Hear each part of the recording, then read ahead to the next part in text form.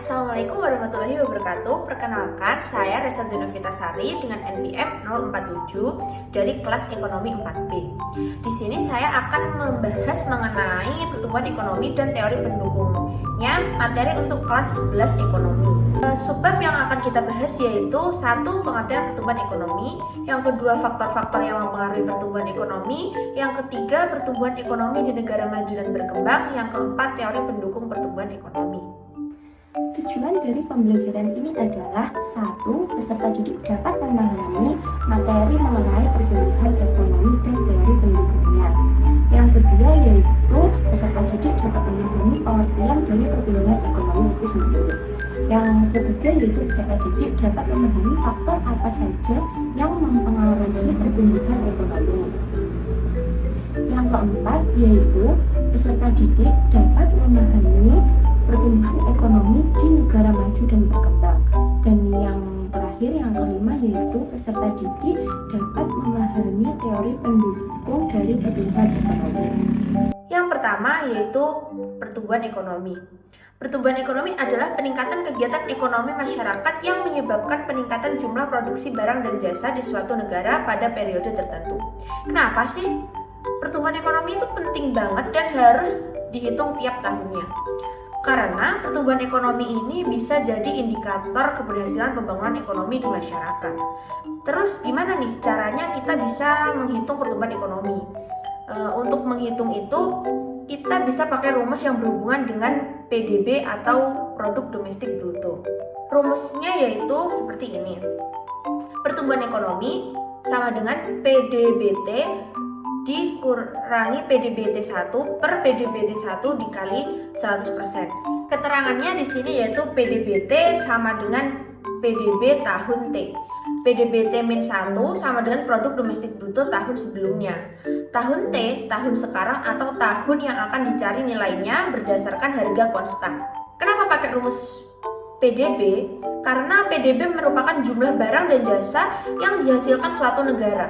Nah, PDB itu mempengaruhi pendapatan nasional, jadi secara langsung bisa digunakan untuk mengukur pertumbuhan ekonomi. Yang kedua yaitu faktor-faktor yang mempengaruhi pertumbuhan ekonomi. Yang pertama yaitu faktor sumber daya alam. Faktor ini mempengaruhi tinggi rendahnya pertumbuhan ekonomi. Jika suatu negara memiliki SDA yang memadai dan dikelola dengan baik, maka akan meningkatkan PDB yang tinggi dan diharapkan dapat meningkatkan pertumbuhan dan pembangunan ekonomi. Yang kedua yaitu sumber daya manusia. Merupakan faktor yang sangat penting karena dalam proses produksi manusia mempunyai peran sebagai tenaga kerja sekaligus sebagai pengusaha yang bertugas mengombinasikan faktor-faktor produksi untuk menghasilkan barang dan jasa.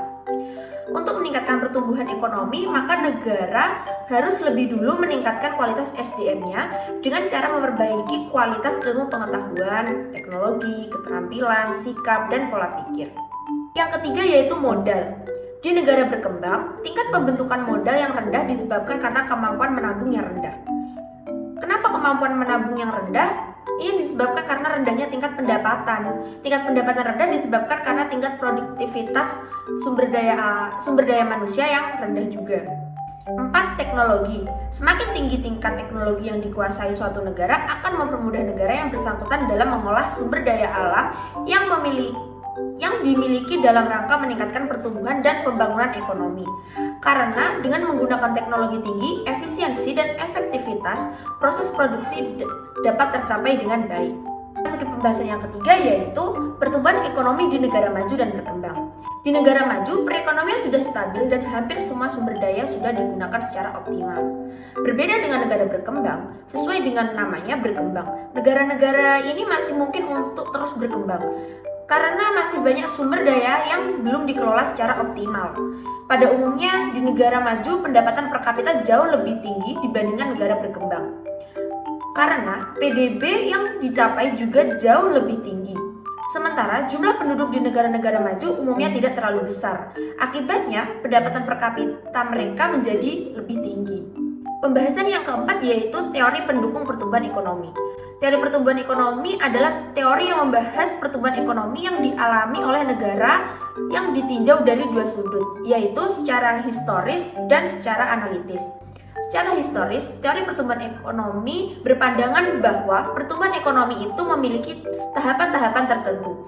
Jadi, untuk melewati itu harus mengikuti tahapan dari awal hingga akhir. Tokoh dari teori pertumbuhan ekonomi historis.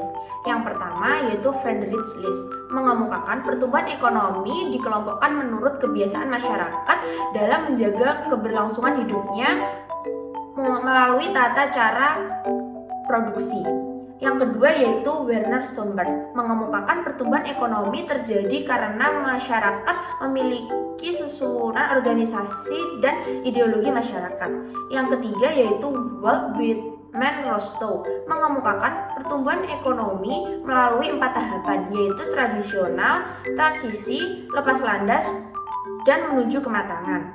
Yang keempat yaitu Bruno Hildebrand, mengemukakan pertumbuhan ekonomi dimulai dari alat tukar-menukar masyarakat, yaitu barter dan beli dengan uang. Yang kelima yaitu Karl Bucher, mengemukakan pertumbuhan ekonomi suatu negara didasarkan oleh hubungan konsumen dengan produsen. Yang selanjutnya yaitu teori pertumbuhan ekonomi klasik.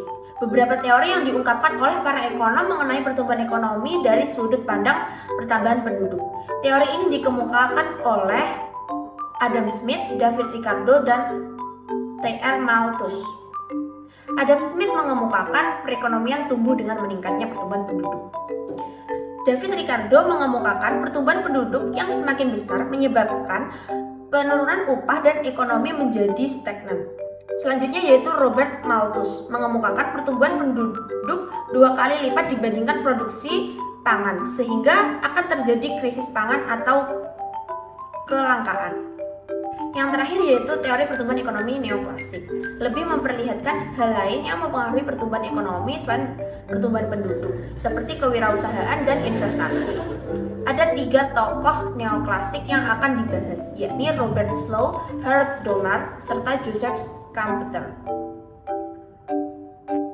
Harold Domar mengemukakan perlu ada investasi untuk mencapai pertumbuhan ekonomi yang teguh atau steady growth. Schumpeter mengemukakan pertumbuhan ekonomi ditentukan oleh kemampuan kewirausahaan. Dan Robert Slow mengemukakan semakin tinggi tingkat tabungan, semakin tinggi modal dan output yang dihasilkan. Sekian tadi materi yang dapat saya sampaikan. Jika ada kurang lebihnya saya mohon maaf. Akhir kata, wabillahi taufiq walhidayah. Wassalamualaikum warahmatullahi wabarakatuh.